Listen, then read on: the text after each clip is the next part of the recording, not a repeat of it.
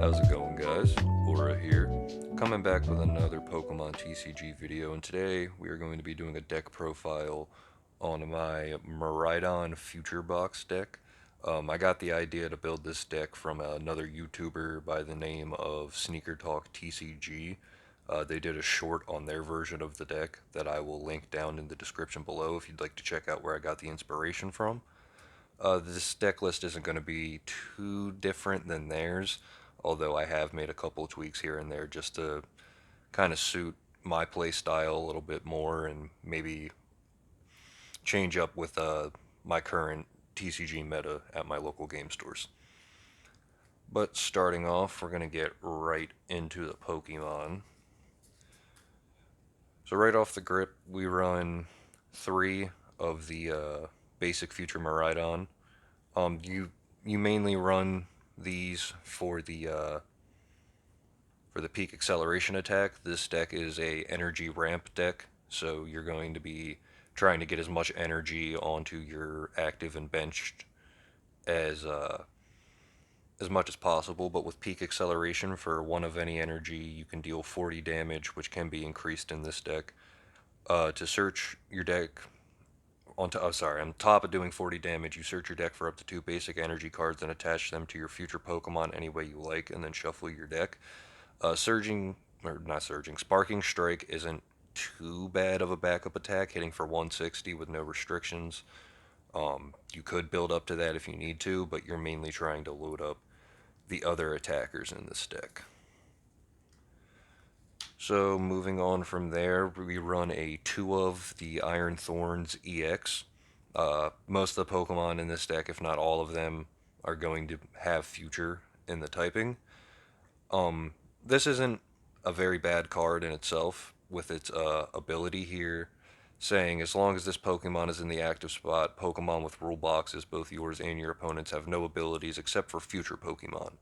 So pretty much you can shut down Zards, you can shut down the Pidgeots, anything that isn't a future Pokemon can't use its abilities, which also works on some of the Radiants that are still in the format. Hoothoot, I know that's being played a lot in a lot of the new Eevee decks, but you can also hit for 140, then lets you move some energy around. Having the 4 retreat cost does seem like a bit of a drawback, but most of the time you're putting this in the active to Stonewall, and if possible, if you've been loading it up, you can move some energy around to your benched. After that, pretty standard, we run 3 of the Iron Hand EX. If any of y'all play any bit of the current Pokemon TCG, you understand Iron Hands is a bit of a menace. Not too bulky with the 230, however, the attack amp you very much. While it only hits for 120, if you end up knocking out an opponent's Pokemon with this attack, you can take 1 extra prize card. So if you knock out an opponent's EX with it, you get to take 3. Just to get you ahead in the prize trade, this is 9 times out of 10 your main acceleration target. So you want to try to get one of these on the bench as well as another one of those Miraidons from earlier. Coming up after that, we have the 4 Iron Crown EX. Now, Iron Crown EX is a bit of a weird one in this deck because its Twin Shodel's attack is nice to get damage onto your opponent's Pokemon, but you mainly are running it to sit on your bench with Cobalt Command. Attacks used by your future Pokemon except Iron Crown EX do 20 more damage. So it's basically having a free future booster capsule on the bench for all of your future Pokemon, which can help you ramp up damage on your Iron Hands as well as the Miraidon from earlier and possibly the Iron Thorns as well. Moving from that, we're getting into a couple more utility mons. I'll run these together. We have the Iron Bundle. It is mainly in here for the Hyper Blower ability. Once during your turn, if this Pokemon is on your bench, you may switch out your opponent's active Pokemon to the bench. Your opponent gets to decide which one they move up. So it's kind of like Boss, but treats more like a Sabrina in Pokemon TCG Pocket, where your opponent gets to choose. And this would be discarded into the bench, off the bench into your grave. And Mew EX, everybody knows about Mew EX, mainly running it for the restart in case our hand gets low, but genome hacking can come into play every now and again. Sometimes you can't find your attackers, and copying your opponent's best move is the next best option. Alright, so that is all the Pokemon in the deck. Moving on, we are getting into the supporter lineup. Pretty standard. Run 4 Arven. Everybody knows the importance of Arvens. You get to search your deck for an item card and a tool, reveal them, put them into your hand, and then shuffle. Good for searching up our booster capsules, as well as the one of Heavy Baton that I will get into later. But Arven's pretty standard staple in most, if not all, decks nowadays. Continuing along, we run 3 of Iono. Again, pretty standard card. Each player shuffles their hand into their deck and then draws cards equal to the amount of prize cards they have. It's another draw supporter. Lets you get rid of clunky hands, or if your opponent has a really big hand, you can bring their hand down, and if they're at advantage in the prize trade, they'll end up with a lower hand, which you might be able to stall them out of plays and such like that. Similar to the Iono, we run 2 Professor's Research. This card is iconic. It's a pretty big standard play in a lot of decks, being able to discard your hand and draw 7 cards. We've all had the beautiful moment of playing a Professor's Research as the last card in your hand and getting a whole fresh new hand. But Prof's pretty self-explanatory, as well as the last 2 supporters in the deck. We run 2 Boss. Boss's Orders, you get to switch out one of your opponent's benched Pokemon with their active. You get to choose. It's nice to finish out games if there's something on the bench with damage, or if you want to take out a lower attacker with maybe your Iron Hands to get a little bit ahead in the prize trade. But again, pretty standard play for a lot of decks. Moving into our tools, we run 4 tools in total. We run 3 of the Future Energy or Future Booster Energy Capsule. This card reads that the future Pokemon this card is attached to has no retreat cost, and it does 20 more damage, which is nice to pivot your Iron Hands and your Iron Thorns if you need to, as well as just, almost every Pokemon in the deck is a future Pokemon, so the extra 20 damage is never going to hurt. And the only other tool that we run in the deck is Heavy Baton. Now, I could make an argument for running a Bravery Charm here, but me personally, I'm not too big of a fan of the Bravery Charm, but I can make a strong argument for it. But the Heavy Baton reads that if the Pokemon this card is attached to has a retreat cost of exactly 4 in its active spot and is knocked out by damage from an attack from your opponent's Pokemon, you can take 3 of the energy that was attached to that Pokemon and move them to your bench any way you like. Again, moving energy around, extra acceleration.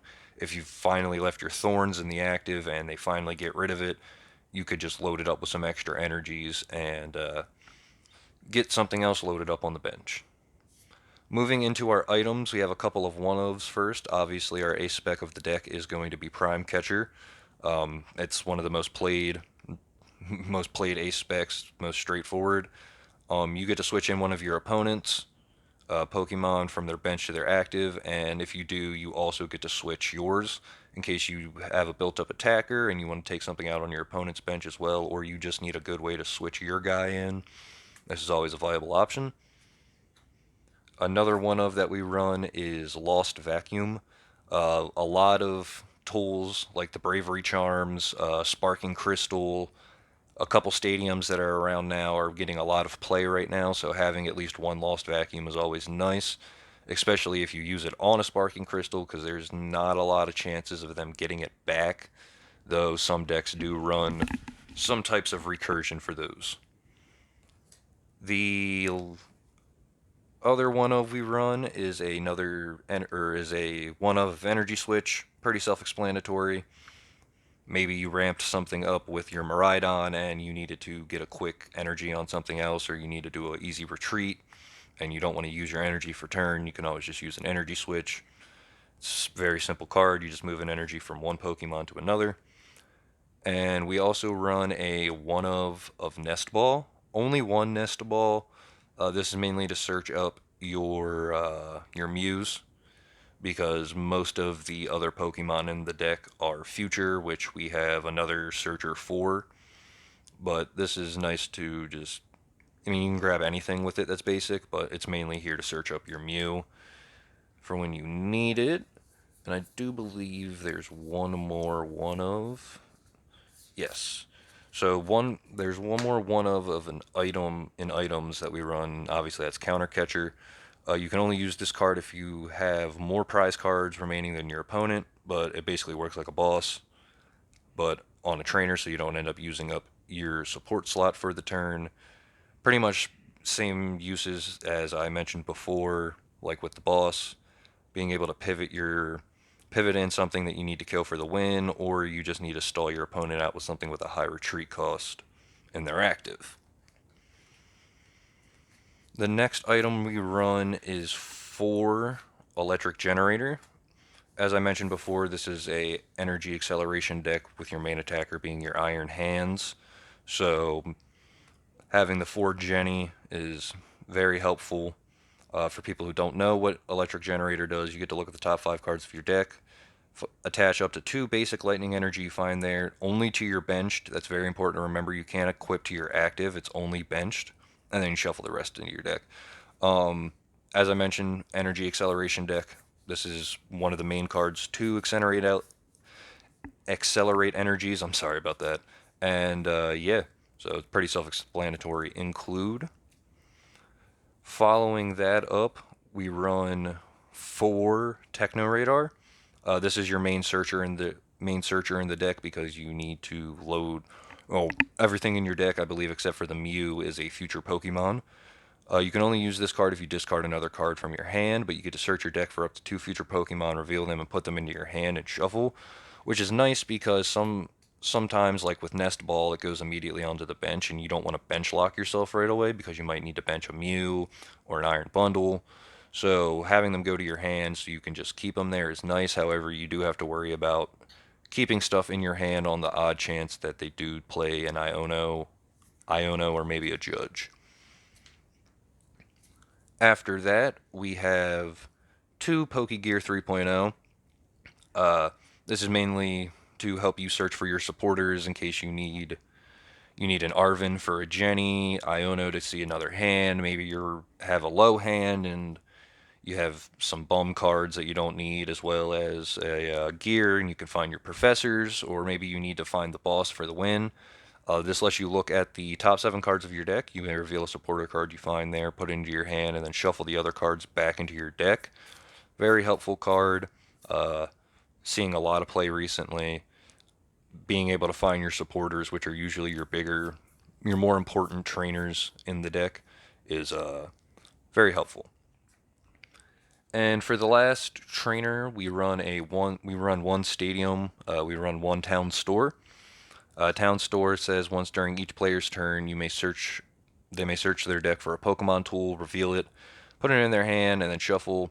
And just in case we don't have our Arvens, or we want to immediately, if we end up going first and we want to grab a Capsule, or maybe our Heavy Baton to set up, or the Bravery Charm if you run Bravery Charm, it's a very nice include.